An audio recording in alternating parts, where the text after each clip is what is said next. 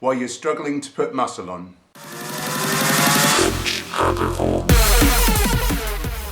Okay, so there are three main important factors for people trying to grow muscle: food, training and rest.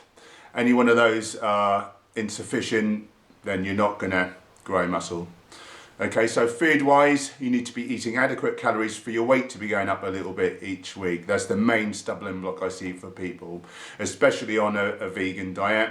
So for the way of eating that I recommend, high carb, low fat, whole foods, just eat enough calories. If you're a hard training bodybuilder, you might be better off to make sure you're near the 10% of your calories from protein rather than much lower. So you might be emphasizing more legumes, chickpeas, lentils, all the different beans. With lots of fruits and veggies in your diet and no animal products, your balance is going to be alkaline. The latest science tells us that a vegan diet may be more beneficial for building muscle on than an omnivorous one. We store calcium in the sarcoplasmic reticulum of every single muscle fibre in our body.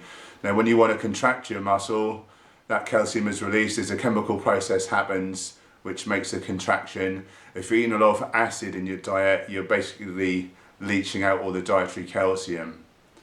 Okay, also with this diet, you're going to have a lot of water. Make sure you get extra water in your system as well from just drinking. A tiny percentage of dehydration equals like a big percentage of strength loss. So that's huge. Make sure you're getting in adequate water. And obviously with all the fruit and veg as well, you're going to be getting lots of micronutrients. So bodybuilders often think in terms of the main thing, where do you get your protein? Protein's important, but it's in all the foods anyway. But, water, a big one, as I say. And the micronutrients, vitamins, minerals, zinc is needed to manufacture testosterone.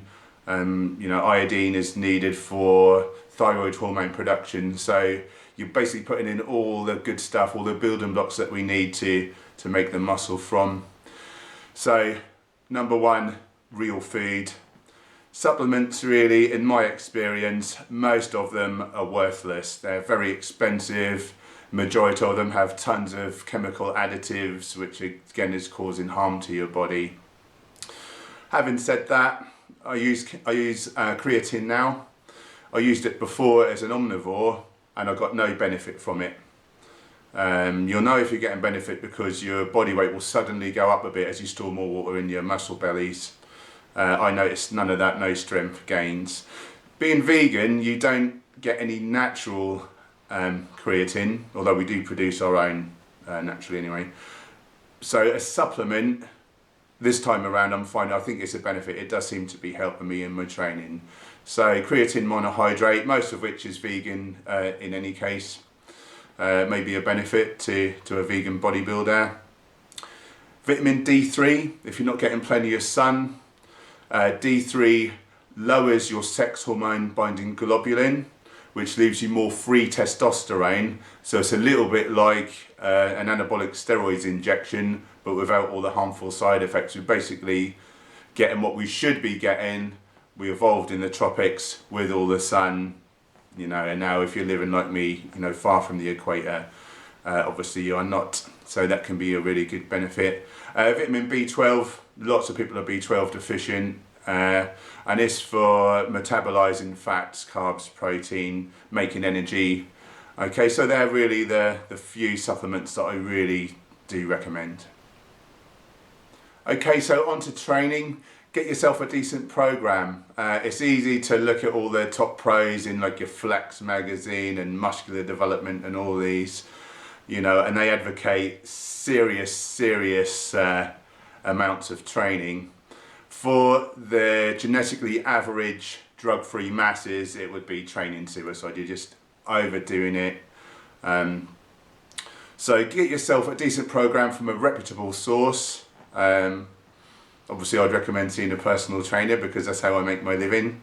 But just look somewhere sensible. For a starting point, for the vast majority of people, there's all different ways and means. One way I highly rate is an upper body push, upper body pull, and leg split. So basically you're training 3 days a week. You've got a day or two off in between each session, so your central nervous system has got plenty of time to recover, which is very important. Okay, day one could be upper body push, so it would be chest, front and side shoulders, triceps. Day two, upper body pull, so it's your upper back muscles, you can put your lower back in there as well, rear delts, trapezius, biceps. And day three would be your legs, so hams, quads, calves. And by doing this, you're allowing for maximum recovery. So, for instance, you know, if you're not genetically gifted, if you've not got performance enhancing drugs helping you along, imagine you split your body up over several days. Imagine day one you've trained your triceps into grow, you've really like wrecked your triceps, you know, you train nice and hard, you know, and they need like a week to recover. And maybe on that day you've done shoulders as well, so maybe your anterior deltoids, your front deltoids are burnt out. And the next day you want to build some chest muscle. Now everyone knows the major movements for building mass are the different chest presses, dips. Try doing that with wrecked arms. You know, and your front deltoids are tired, your chest is not going to get such a good workout. Okay, so it would have been better to do that, you know, on your first day. So yeah, just look at your programming, look at the frequency. I did a personal training course a while ago, and they said, oh, twice a week. Most bodybuilders train each body part twice a week. I don't know any bodybuilders who train each body part twice a week. Again, for most people that would be real ill. Even people taking anabolic steroids and growth hormone and insulin and etc. You know, it's probably too much. They'd probably be better off on like a one a week type training. But you know, start somewhere. Maybe try that push pull leg split if you're a beginner. See how you go. See what your gains are like. You should be gaining really well each week. If later on you want to try training 4 days a week and split your body up, you know, be my guest. The proof of the pudding is in the eating. Get yourself a logbook, write down your exercises, your weights, your reps. Every week try and do that. Couple more kilos, one more rep, you know, week in, week out. If you're gaining like that, brilliant, you know, nothing up there. You know, you could try doing a little more and see if you can get away with it. And you know, you'll soon know because your strength will suddenly go down the pan. So I always say, if you're in the gym, look around. 9 times out of 10, if someone looks like they lift, you'll see they've got a logbook with them. 9 times out of 10, if someone looks like they've, you know, not set foot in a gym before, you know, they're really under muscled and weedy, they've probably, you know, 9 times out of 10 I notice they've not got a logbook. So number one best piece of bodybuilding equipment, a pencil and a notepad. Last but not least, you need adequate recovery from your training. So ideally for most people, about 8 hours sleep is ideal.